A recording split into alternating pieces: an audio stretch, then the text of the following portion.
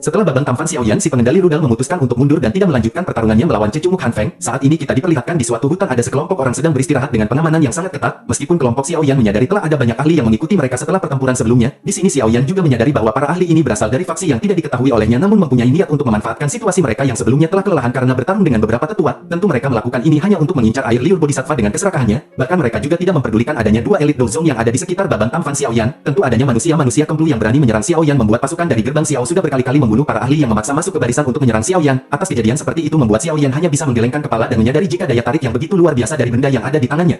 Tidak lama setelah mereka berjalan bersama akhirnya Xiao Yan pun meminta yang lain untuk beristirahat sementara dirinya akan pergi untuk mempelajari gulungan teknik pedang dari Xiao Li. Mendengar hal tersebut tetua Suqian pun mengangguk dan tidak menahan Xiao Yan untuk pergi seorang diri. Setelah agak jauh di kedalaman hutan Xiao Yan pun mengeluarkan gulungan teknik pedang lalu memperhatikannya. Tidak lama setelah itu Xiao Yan pun memasukkan kembali gulungan dan mengeluarkan air liur bodhisattva dari cincinnya. Sehingga dengan seketika sebuah cahaya aneh pun menyebar dan tak lama membentuk tubuh ilusi. Kemudian sosok itu pun berbicara dengan mengucapkan terima kasih kepada Xiao Yan karena telah menjaganya. Setelah itu dia juga berkata bahwa saat ini sudah saatnya untuk dia pamit. Lalu dia pun segera melesat setelah mencengkram air liur bodhisattva. Kecepatan sosok tersebut benar-benar sangat cepat namun langkahnya segera terhenti oleh sosok wanita berambut panjang yang ternyata adalah Yingsan. Kemudian dirinya juga melihat sekeliling dan menyadari keberadaan Suqian yang sedang menggantung di langit. Lalu Yingsan pun tertawa kemudian berkata, sungguh tidak aku duga jika teknik yang sudah aku rencanakan berhasil diketahui oleh dirimu. Xiao Yan pun segera muncul lalu berkata, sangat disayangkan jika niat baikku ternyata telah disalahgunakan oleh Yingsan si penjual marimas. Mendengar hal itu Yingsan pun mengerutkan alis dan bertanya-tanya, apa yang dimaksud oleh Xiao Yan? Lalu di sisi Suqian juga bertanya, apakah tujuan Xiao Yan pergi sendiri adalah untuk hal tersebut? Xiao Yan pun tersenyum menatap ke arah Yingsan yang mulai paham dengan maksud dari perkataan Xiao Yan. Diketahui jika sebenarnya Xiao Yan sengaja pergi sendiri dan melepaskan roh Yingsan supaya tidak ditemukan oleh dua orang dozong di sisinya. Tentu Yingsan juga sangat menyadari jika dirinya sangat tidak mungkin bisa menang jika harus menghadapi mereka berdua. Namun dirinya tidak menyangka jika Xiao Yan justru bertindak seperti itu. Kemudian di tengah keheningan Xiao Yan pun berkata, sebaiknya kamu Yingsan si penjual marimas segera menyerahkan saja benda tersebut, sehingga dengan begitu kami akan melepaskan rohnya dan membiarkan roh tersebut kembali dengan aman ke tubuh Yingsan. Mendengar perkataan tersebut membuat Yingsan pun tertawa kemudian berkata, meskipun aku harus kalah dalam pertarungan ini, namun aku si Yingsan masih memiliki cara lain yakni dengan menghancurkan benda tersebut, sehingga dengan begitu tidak akan ada satu orang pun yang akan memiliki air liur bodhisattva, dan dirinya juga akan sangat mudah dalam melarikan diri karena saat ini kelompok Xiao Yan sedang terluka. Mendengar hal itu Xiao Yan pun tersenyum lalu berkata, penggunaan teknik roh semacam ini akan mengkonsumsi banyak energi, dan selain itu jika roh terluka maka tubuh asli akan memiliki dampak yang sama. Kemudian dalam penggunaan teknik tersebut si pengguna juga tidak bisa berada jauh dari rohnya, sehingga dengan kata lain tubuh asli dari Yingsan tidak akan berada jauh dari sini. Lalu Xiao Yan pun segera menunjuk ke arah utara kemudian berkata, seharusnya tubuh asli dari Yingsan berada jauh di arah sana. Mendengar hal itu Yingsan pun benar-benar terkejut dengan kemampuan spiritual yang dimiliki oleh Xiao Yan, sehingga dengan begitu saat ini dirinya mulai menyadari ada risiko yang besar jika dirinya nekat bertarung dengan mereka. Kemudian Yingsan pun segera berkata, sepertinya benua Doki ini memang milik para pemuda berbakat, karena dirinya yang sebagai orang tua pecinta marimas hanya bisa menyaksikan sepak terjang para pemuda yang saling menunjukkan kekuatannya. Lalu Yingsan pun menghembuskan nafas kemudian melemparkan air liur bodhisattva kemudian segera pergi. Lalu Xiao Yan pun menjentikkan jarinya dan dengan seketika apinya menangkap giok dan membungkusnya. Lalu tidak lama setelah itu terlihat energi putih yang menjadi bubuk di bawah pembakaran api yang tak terlihat, dan setelah itu barulah Xiao Yan mengambil kotak dan memeriksanya sebelum akhirnya memasukkan kotak ke dalam cincin penyimpanannya.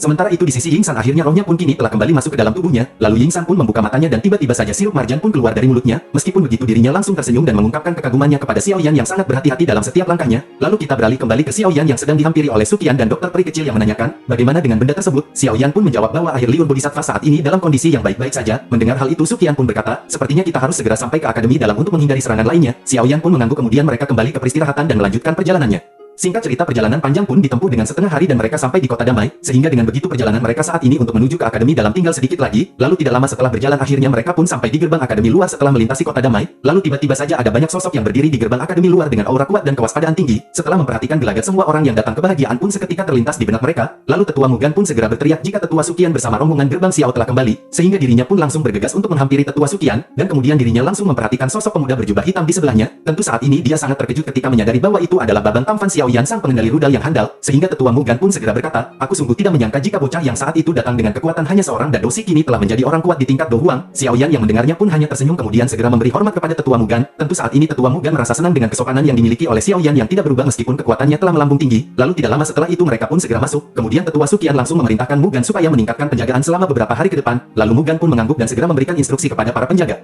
Setelah semua orang masuk ke gerbang akademi luar singkat cerita mereka pun sampai di akademi dalam. Setelah perjalanan melalui hutan yang sangat panjang membuat Xiao Yan sedikit bernostalgia dengan kenangannya ketika berburu energi api di sana. Setelah memasuki akademi dalam Xiao Yan pun merasa takjub dengan perkembangan akademi dalam yang semakin luas. Meskipun begitu mereka pun terus berjalan sambil sedikit berbincang-bincang mengenai perkembangan dari akademi dalam. Kemudian Suqian di sini pun berkata, saat ini gerbang Pan yang didirikan oleh Xiao Yan juga telah berkembang dengan sangat pesat. Bahkan markas gerbang Pan yang dulu sudah tidak bisa menampung banyak orang, sehingga saat ini markas gerbang Pan pun dipindahkan. Xiao Yan merasa takjub mendengar cerita dari tetua Suqian. Namun tidak lama setelah itu tiba-tiba saja Xiao Yan berhenti sambil memperhatikan situasi situasi di sekitarnya yang ada banyak keramaian para siswa. Atas hal ini membuat Tetua Sukian juga menyadari jika ketenangan yang dirasakan Xiao Yan dahulu ketika masih berada di akademi dalam. Sehingga Tetua Sukian pun langsung berkata, kamu bisa pergi terlebih dahulu ke gerbang PAN untuk menemui mereka, dan setelah itu barulah kita akan berbincang di ruangan rapat untuk membahas kenaikan harga rokok Magnum. Kemudian Sukian menambahkan jika dirinya bisa bertanya kepada siapa saja mengenai di mana lokasi dari gerbang PAN yang baru, dan aku pastikan jika mereka sudah pasti akan menunjukkannya. Xiao Yan pun mengangguk kemudian Sukian pergi bersama dengan yang lain meninggalkan Xiao Yan. Saat ini Xiao Yan merasakan sebuah ketenangan setelah lama menanggung banyak beban di pundaknya, dan tanpa sadar Xiao Yan juga merindukan masa muda seperti kebanyakan remaja ada umumnya yang ada di akademi dalam. Lalu Xiao Yan pun mulai berjalan menyusuri luasnya akademi dalam sambil bertanya di manakah arah lokasi dari gerbang PAN berada. Tidak lama setelah itu akhirnya Xiao Yan pun sampai di depan sebuah bangunan yang megah dengan tulisan gerbang PAN penjual rokok Magnum. Lalu di depannya terdapat 4 orang yang berpatroli di sepanjang gerbang dengan kekuatan yang cukup kuat untuk ukuran di akademi dalam. Lalu kilatan tak lama muncul di kaki Xiao Yan hingga tidak lama setelah itu dirinya pun telah berpindah di dalam gerbang PAN. Kemudian Xiao Yan pun masih terus berjalan sambil memperhatikan situasi sekitar dengan perasaan tenang. Namun tidak lama setelah itu dirinya pun mendengar suara keramaian dan segera menghampirinya. Lalu saat ini Xiao Yan pun melihat ada seorang wanita yang duduk di depan kuali dan sedang memurnikan sebuah pil. Tentu atas pemandangan ini membuat Xiao Yan terkejut dan bisa merasakan aroma bahan obat yang ada di sana.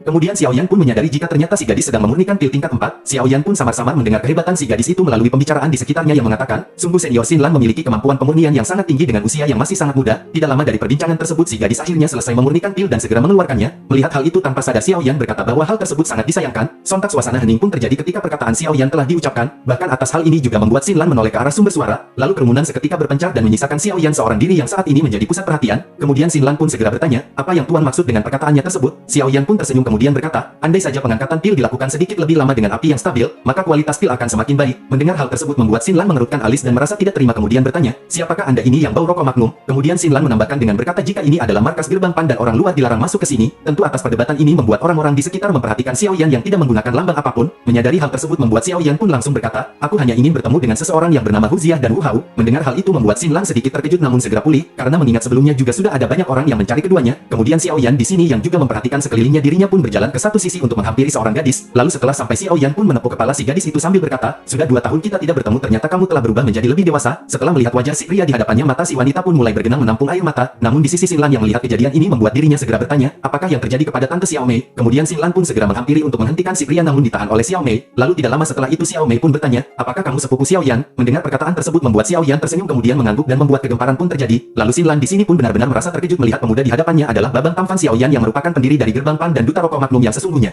Saat ini sukacita pun bercampur dengan rasa takjub ketika melihat pemimpin mereka yang telah kembali. Tidak lama setelah itu Xiao Yan pun dibawa untuk bertemu dengan Wu Hao dan Hu Jia. Lalu setelah bertemu mereka pun berbincang-bincang membahas perkembangan dari gerbang PAN selama Xiao Yan tidak ada. Lalu setelah pembahasan selesai Xiao Yan memutuskan untuk segera menemui Ketua Sukian karena sudah ditunggu untuk mukbang cilor rasa wortel. Kemudian kita diperlihatkan kepada Ketua Sukian yang sedang bersantai di suatu ruangan sambil nyebat-nyebat tipis rokok Rastel. Tidak lama setelah itu dirinya pun menoleh ke arah pintu yang terbuka, dan terlihat Xiao Yan yang sudah sampai dan segera menghampiri Ketua Sukian, sehingga saat ini mereka pun berbincang-bincang. Lalu pembicaraan menjadi serius ketika Ketua Sukian yang bertanya mengenai rencana dari Xiao Yan. Di sini Xiao Yan sedikit mengingatkan Ketua Sukian mengenai beberapa tujuannya. Setelah itu dirinya pun bertanya mengenai keberadaan kepala sekolah kepada Sukian. Mendengar hal itu Sukian pun balik bertanya, apakah Xiao Yan ingin menemuinya? Xiao Yan pun mengangguk namun Sukian menggelengkan kepala lalu berkata, kepala sekolah sudah sangat lama tidak pernah kembali. Setelah itu Sukian segera bertanya, apakah tujuanmu yang ingin menemui kepala sekolah? Tanpa basa-basi Xiao Yan pun segera membuka bajunya dan menunjukkan titik hitam yang ada di dadanya. Kemudian Sukian pun segera bertanya apakah kamu telah terkena racun tikus? Xiao Yan pun mengangguk lalu menjelaskan secara singkat permasalahannya dengan berkata, aku saat ini membutuhkan ahli di tingkat Dongzun supaya bisa membantuku dalam mengatasi masalah ini. Setelah mendengar perkataan Xiao Yan, Tetua Sukian pun berpikir jika Xiao Yan sebenarnya bisa saja mencari keberadaan dari Feng Zhuze. Namun karena benua ini sangat luas maka akan sangat sulit untuk bisa menemukannya. Xiao Yan pun mengangguk kemudian segera berkata, jika seperti itu permasalahannya maka aku harus menggunakan cara lain. Xiao Yan pun berkata bahwa dirinya harus mencari keberadaan api surgawi lalu bertanya kepada Tetua Sukian, apakah Tetua memiliki informasi mengenai lokasi tersebut? Tetua Sukian seketika merenung lumayan lama lalu akhirnya dirinya pun mulai berbicara. Ada satu lokasi yang aku ketahui yaitu Burning Flame Valley yang diberitakan memiliki api surgawi yang mereka anggap sebagai sumber kehidupan bernama Nine Dragon Lightning Flame. Selain itu api surgawi itu selalu diturunkan dari generasi ke generasi melalui ritual dan teknik rahasia yang mereka miliki. Bahkan dikatakan hanya orang yang mempelajari teknik rahasia sajalah yang mampu menguasai api surgawi di sana. Xiao Yan di sini sedikit mengetahui tentang Burning Flame Valley dari perkataan gurunya ketika mempelajari mantra api. Xiao Yan juga mengetahui resiko berat yang akan terjadi jika ingin mengambil api surgawi yang berada di peringkat 12. Namun tidak lama setelah itu terdengar suara yang berkata, meskipun berhasil mengambilnya maka orang tersebut tidak akan bisa mengendalikan api surgawi tersebut tanpa terlebih dahulu menguasai teknik rahasia yang dipelajari dari Burning Flame Valley. Mendengar perkataan tersebut tentu saja membuat Xiao Yan dan Sukian terkejut lalu menoleh ke arah pintu dan Xiao Yan pun melambaikan tangannya. Lalu sebuah kekuatan hisap segera melonjak dan membuka pintu sambil menarik sosok gadis hingga lehernya berada di tangan Xiao Yan. Bahkan atas aura membunuh yang sangat kuat dari tatapan Xiao Yan membuat si gadis itu pun takut untuk bergerak dan melepaskan diri dari cengkraman Babang Tamfan sang pengendali rudal raksasa.